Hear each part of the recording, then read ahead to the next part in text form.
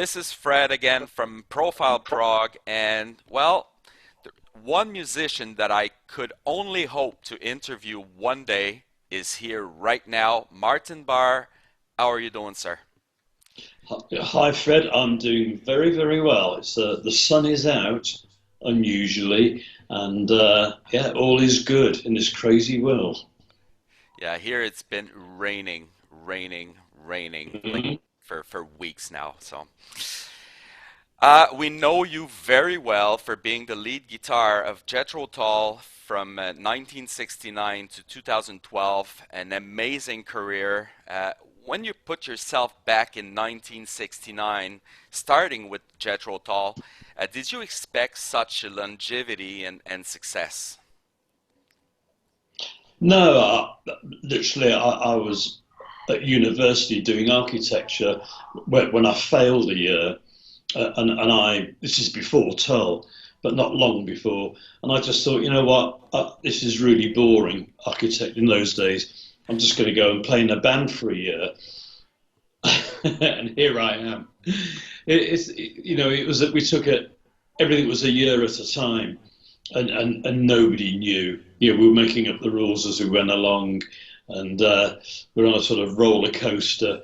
And I think maybe in the mid '70s, it was pretty obvious that I wasn't going to go back to college.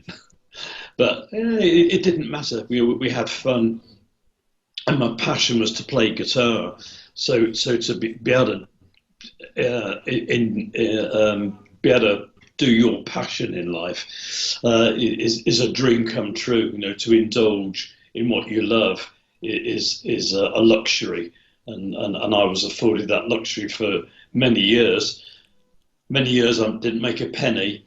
Toll started. I made a little bit of money, and then suddenly, we thought, wow, we're actually got a career.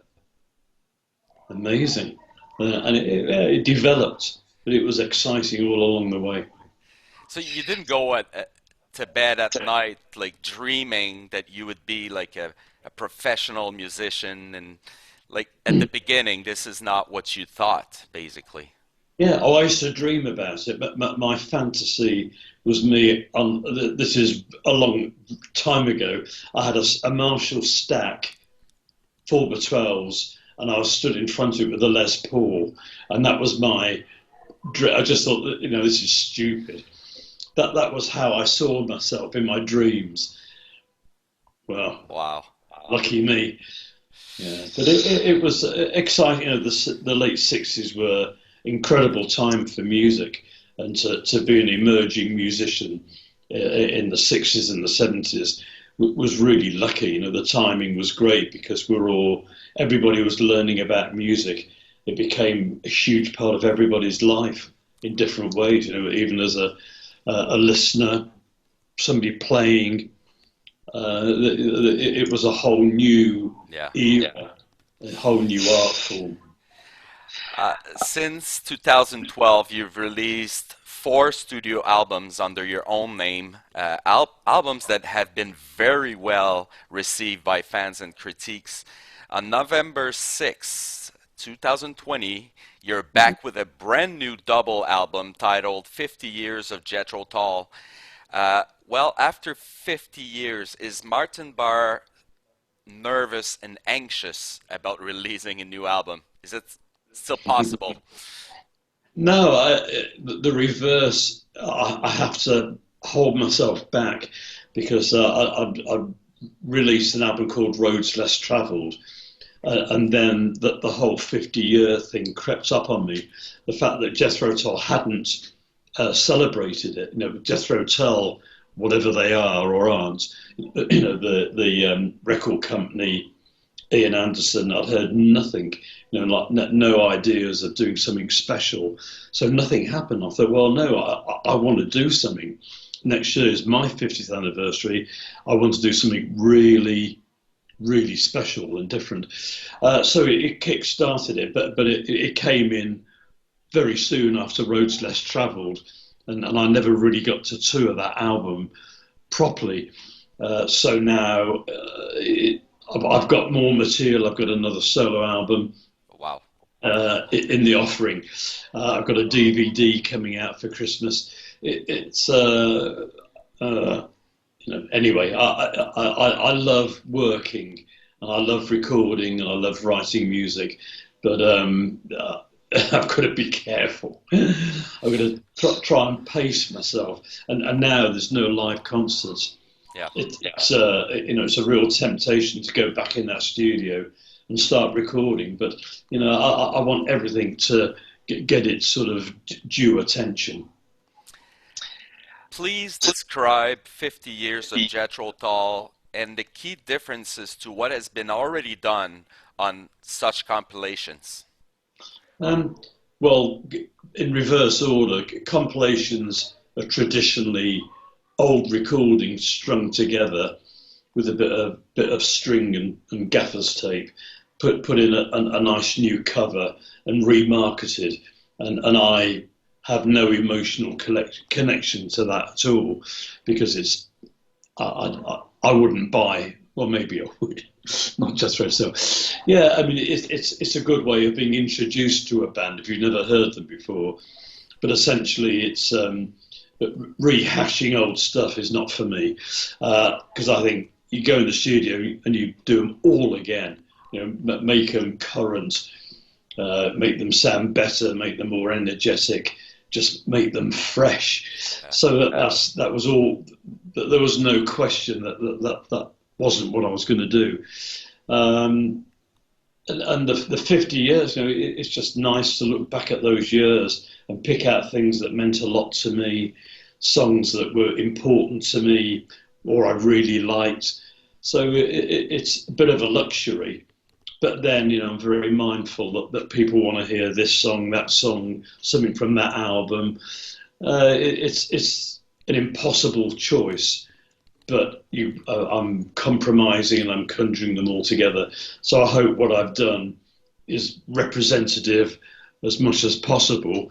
But I have to say I'm being very selfish because essentially they're the things that I like. So I've done it because I really like them. But there again, I can't do things I don't like. I won't do it anymore. So everything I do it because I love it. So basically, it's not the typical Jethro Tull's best of. This is somewhat your own favorite best of, Yeah, reproduced in 2019. yeah. I mean, it'd be interesting to see if Ian did the same projects, what he would come up with. But I think it would be really, really different. Hmm. And I think Ian sort of not turned his back, but I think he's chosen not to acknowledge the early music of Tull. Um, but I'm lucky I've got a rock band. But my band, they're rock musicians. They're great rock musicians. And when we play the early material, it just explodes with energy. And I think Ian's band is more sort of quieter, more geared towards instrumental music. It's a different style from what I know of it. And I don't think it would work. I don't know. I might be wrong, but I've got three guys in my band that bring all that music alive, and it's dynamic and it's simply fun to play. A little tougher of a question, but have you been worried at some point that, it was a little bit too much Jethro Tull's music?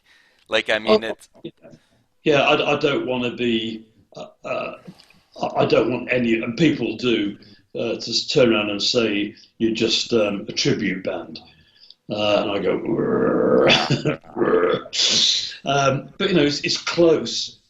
You've got to be careful. It's a fine line, and I don't want to make a living on the past. That's a song, living in the past. Yes. Oh my goodness me, did I really say that? But I really don't want to. It's not my style. The most important thing of mine is my music, and I will turn my back on the Tull music um, and play to smaller audiences just to play my music because I have that belief in it. and that passion about it in my songwriting and my music writing. So the order of importance that the music comes first. Jethro Tull's a vehicle. I'm very proud of what we've done, and I feel a big part of it. So I think I have every right to play as much Tull music as I want. And generally, there's a balance, like a 50-50, 60-40 balance in my normal gig set where I do both. And that's nice because I can change things and change that balance how I want, and the audience seem to go along with it. But the 50 years of Jethro Tull is an extreme. My music isn't being played at all, not one song, and we all miss it, which is nice, because the guys we were doing a sound check and we'll play one of my songs, and the guys will say, "Oh, I really miss playing that." That makes me feel really good. And I say, "Well, we're going to come back to it. Believe me, don't forget." Don't forget that stuff. We're going to do it again.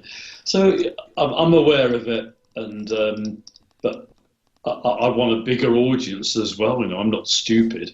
I want to, if I can get an audience through playing Jethro Tull and then introduce them to my own music successfully, that's a job well done for me. Absolutely. Absolutely. You just talked briefly about the musicians. Talk to me about them and those musicians who you collaborated with for the Mm. album. Yeah, the Martin Barre band is at its core a four-piece: me, Dan Crisp on vocals and electric guitar, Alan Thompson on bass, Darby Todd on drums. Now, me and Dan hasn't been in bands. The first band he played with was me. So, he's a youngster singer-songwriter. He's done solo gigs in the UK. So he's sort of developed with the Martin Barre band into a great singer, great performer. Alan Thompson's played with Pentangle, John Martin, John Jorgensen, Wow. a lot of people, and he's an amazing musician, a great bass player. Darby Todd is a sort of a metal hard rock player. He's played with Europe, Darkness, every heavy metal band in the world. His favourite thing is to go to Sweden and do these rock festivals, and he wears makeup. Oh, All nice. night. He still wears eyeliner. And I say, Darby, you can't do that at your age. But he's an animal drummer. He's from Sesame Street, and I love it because he's a powerhouse. So that's the core band. But we've started taking Adam Wakeman on the road, who's Rick Wakeman's son, who's a phenomenal keyboard player, and that is great. Sort of expands what we can do. Dee Palmer and Clive Bunker have done gigs with us, the 50-year celebration, as a part of the Tull heritage. And then the two girl singers are local to me here in the UK. And again, they just play local gigs, but they've got great voices. They're part of the family. And I've taken them to America. It's lovely. They're Very great nice. around, and they've got great voices. So it can be a nine-piece band. It can also be a four-piece band. Uh, anyway, and that's the history of it. And this record, I was going to try and get friends that I've met over the years, famous musicians on it, and I just stopped myself. I made a few inquiries, and then that their record label emails me back. Yeah, he'll do it, but what's the deal? And I'm going, there isn't a deal. We're friends. Money doesn't come into it, or business doesn't come into it. And I got a couple of emails like that. And I thought, you know what? I'm just going to have my friends on this record because ultimately they're more important and they're more part of me and what I'm doing and what I've done. Wow. So it's ended up that way. Very nice. Take me to one day in the life of Martin Barre working on the songs of 50 years of Jethro Tull. Um, I don't think there's a typical day. My if I had a perfect day, there'd be a gig. We do like a nice easy sound check. I'd have an hour to play guitar backstage. I'd go running somewhere beautiful, and I got the guys around me. We have a nice healthy salad and a nice piece of fish, maybe in Canada, where the food's great.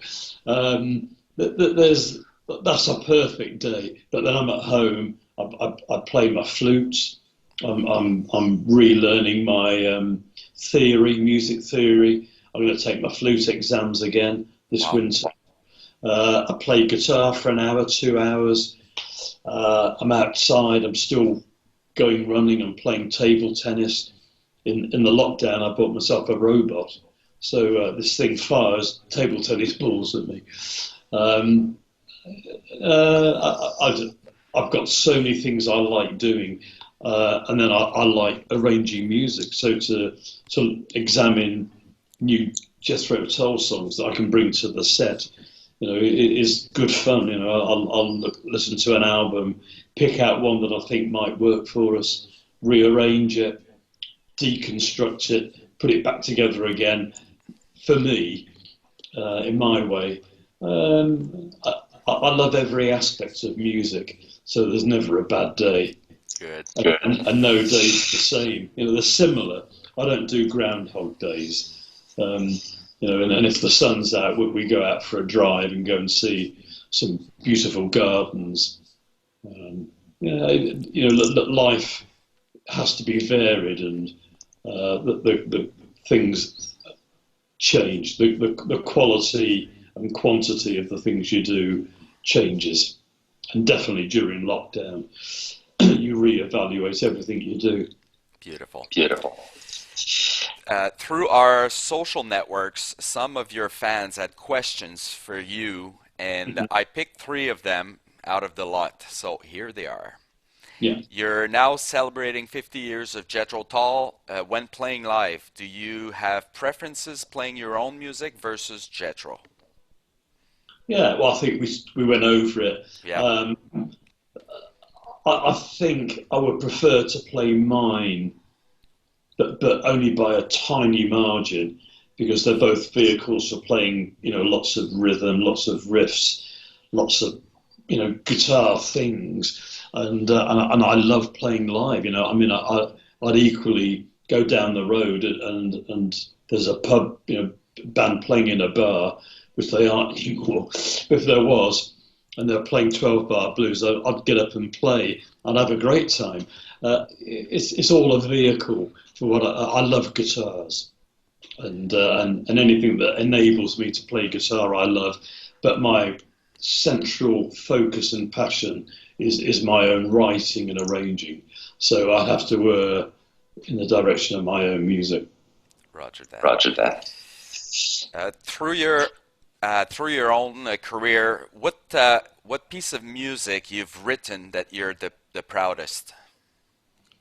Again, it's marginal. I think that there's an instrumental called Misère, and that over the years, it's three themes that are sort of intertwined, and I play it for a year, then I played it in Tull, so it's quite an old track. But every time I revisit it just lights me up, and I'm just I can't explain why, but as a piece of music writing, it makes me happy to hear the end result. It's not perfect, it's not great, it's not groundbreaking.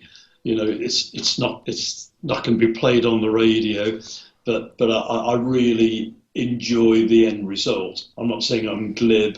I don't have an ego about it, but it just gives me a good feeling to play. And I listen to my music. A lot of people don't, but I enjoy listening to it. And again, it's not an ego. I'm on my own in a room. I turn the stereo up, I enjoy other people's performance and how they've interpreted my music writing and added themselves to it. Yeah, I can see things I could do better, and particularly in the lyrics. The lyrics make me cringe, but the rest, I get a sense of accomplishment, and it might be tiny, but it inspires me to do better. I Yeah. listen to it, makes me happy. I want to be happier. Jethro Tull has seen lots of musicians in its rank Mm. through the year. Name one that you've developed a very good complicity and friendship. Yeah, that'd be unkind to a lot of people. Yeah. There's a few that are best friends, and they always will be. If I name them, I might forget somebody. But I mean, Don Perry is one, the drummer, Don Perry. Uh, Dave Pegg is another, and there'll be others. But I don't like to examine No. friendships. It's not for analysing them. Everybody in Tull has been a friend at some time. I'm not saying they're no longer friends, but we all got on really well. That there was never a member of Jethro Tull that people didn't like. Yeah. And we were lucky, and or maybe we just that's the way we were. We just didn't want people in the band unless we really found them good people to get on with. Now about today's music industry, are you worried that the physical albums are no longer popular and sales are now replaced by digital downloads? Is there anything artists can do to overcome the challenges? Um, that probably is, but I won't have those Okay. answers. You need to ask a kid who's in the is like teenager in his early 20s who just deals with computers. His music goes straight into a computer, straight to his audience. Me, I'm struggling with old technology. I'm from that era, and my daughter does my Facebook. My other daughter does all my photos and artwork with her boyfriend. My son does stuff me on the computer. I have an engineer who comes in to record. I can't record without an engineer because I don't run a computer program. Um, I'm totally unqualified, but I am of that era. Vinyl, CDs, DVDs. You put it in a machine and it plays, and that's how I listen to music. Therefore, that is the scope Yeah. of what I know about. And you have to compromise, you have to change. But unfortunately for me, somebody has to do it for me. And they do, they say, you need to be doing this. Okay, will you do it for me? Yeah. Um, But so I I can't think answer. most of your fans will buy physical albums. Like Mm, it's different for young pop artists in the yeah. twi you know, Mm, your fans are probably a little older and they still want that double CD or that beautiful vinyl. yeah. I Your think so. your cat's just come in the room. Your cat. Yeah, well, that's my world, and I've spent a month doing the cover for the DVD that's coming out, and I love it. That I've really taken time to get great photos, really nice artwork, great ideas, because I want people to hold it and take it apart. Um, it's just that the way I am, and maybe I'm lucky that my age group, I don't have to worry too much about dealing with the other end of technology. But it's diminishing, Yeah. but then books, that they said books were finished. Bookshops closed down. Everybody had e-books. And I just thought, no, I want a book, I want to hold it. And now it's coming back. Books, people got fed up of the reading a book on a tablet, and they're buying books again. So it might change. It might come round. As you say, people want to have the vinyl and get their old, up to brand new technology turntable and sit back and listen. I bought a turntable, and it made me, when I put an album on, I sat down to listen to it, and there's surround sound, and I listened to an album, and I hadn't done that for years. You put on a CD and you wander around the house, cook an omelette, make a phone call. It's in the background. You'd actually hear it in stereo, and I'd forgotten the experience and how great it is. So yeah, and listening to music through earbuds, whatever they are, isn't the same. No. Isn't the same. It's compressed. It's not as dynamic. But but my belief, it won't go away. Yeah, I'm as you see behind me, I'm a I vinyl see. guy. Like there's I, yeah, I there's saw. quite a bit like all around the walls and Yeah. Well, my big regret is that most of my vinyl got water damage, no, and I threw them away. But whoa, bad, bad, bad bad, bad. decision. Yeah. I Mm. have a few more questions, but Okay. these Yeah. questions they only require one or two word answers, Okay. so it's fairly quick. Uh, about your personal music taste, are you Mm. more into prog rock, classic rock, jazz, or any other? But when I get in my car, I listen to classical music. Oh, But that might, in England, that might be a reflection on how bad commercial radio is. They're all loops, um, and I just don't like the music. My wife loves the music and doesn't like classical. So, but yeah, I like singers, I like songwriters. But they're usually from my era. Jackson Brown, Don Henley, Neil Young, Stevie Winwood. But then I love Adele, Miley Cyrus, people with great voices, great performances. Beyonce, they're stunning. Their performance and their vocals, amazing. So I listen, and but I don't have something that I would listen to again and again and again from a musician's point of view. Usually one run, and I've digested it, and I want something else. what is your favorite album of all time, or one that you would never get rid of? Well, having mentioned his name, I think after the gold rush, Neil Young. Oh, yeah, amazing. You played all around the world. Do you have a favorite venue in mind?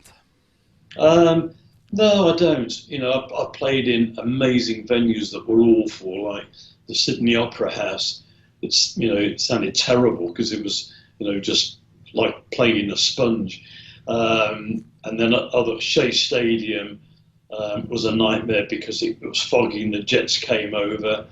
Uh, Usually the best gigs are somewhere totally unexpected, like you're in the middle of nowhere and you're thinking, who booked me in here? Where are we? We're in the middle of Romania, but it's a great gig. I don't know. It's all gigs are great, Yeah. and the audience make the gig great rather than the venue. And I don't have any issues of how many people are there, where it is, if it's in New York or Vancouver or Sydney or London, doesn't faze me at all. I just love being anywhere. And some of the funniest, some of the best gigs, they're not the best gigs, but the nicest surprises. There was one where there was a hurricane in England, an English hurricane, not a real one, a gig in a seaside town on the coast, and there were 20 people because nobody could get there. There were trees down, and those 20 people went crazy. and it was really good. That they realised that there's only 20 of us. We've got to make this happen, and they did. They And had the time of their lives. they really did, and we fed off it. So it was a you can't predict it, but you know I always say my favourite gigs is the next one I'm going to do. That's a Love get it. out of jail clause. Very awesome. Growing up, who was your favorite guitar player? Um, I don't really have one because I prefer to listen to other instruments and other music. I've tried not to be influenced by guitar players, and if I am, it's in a different way. Um, you know, maybe Robin Ford, Scott Henderson, Alan Holdsworth, um, Leslie West. But yeah, think of their names. Larry Carlton. Um, Wow. so there's so many great players, and they all bring something to the table. I don't want to play like them, but they inspire me. And if I see a great gig, like I saw Buddy Rich play, that inspired me. And there wasn't a guitar player in the band. And Zawinul inspired me because great music makes you want to be better than you are.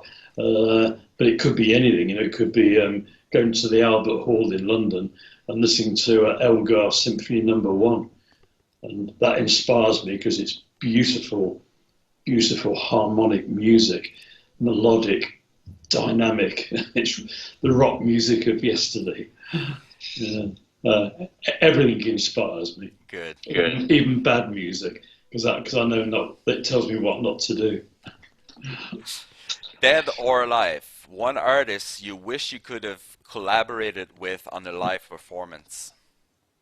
Well, a lie. I mean, a difficult question. My hero is Stevie Winwood, and I've met him once, and I was, you know, I was gibberish because he was my hero. And I've worked with Paul McCartney, and he was unbelievably amazing to work with. But I've already done it, so I can't say him. But yes, Stevie Winwood. Wow. In your time with Jethro Tull, any song that you wish you could have played live, but the rest of the band didn't feel the need to? Yeah, nothing to say, which is on this album, and Ian always hated it, and it was one of my favourite songs. So when I was now I'm the boss, I can do it. I have one more, sir. Okay. Uh, do you expect to be back on the road shortly after COVID restrictions are lifted all around the world? Yes. Yeah. I mean, I need the green light, and I'm ready. We're all ready. The whole band are ready, but I can't control it. None of us can. No. But as soon as there's a tour that gets the green light and said you're on, we'll be there. Thank you so much for accepting the invite on Profile. It was a true honor to have you here. Thank you, Fred. It's been really enjoyable. Thank you. Again, 50 Years of Jethro Tull will be released on November 6th and is available pretty much everywhere, including through Martin Barre's official website. It's martinbars.com, I believe it is. Yeah. And pretty much all the digital platforms. So take good care of you, Martin, and hope we talk soon. Thank you, Fred. You take care. Cheers.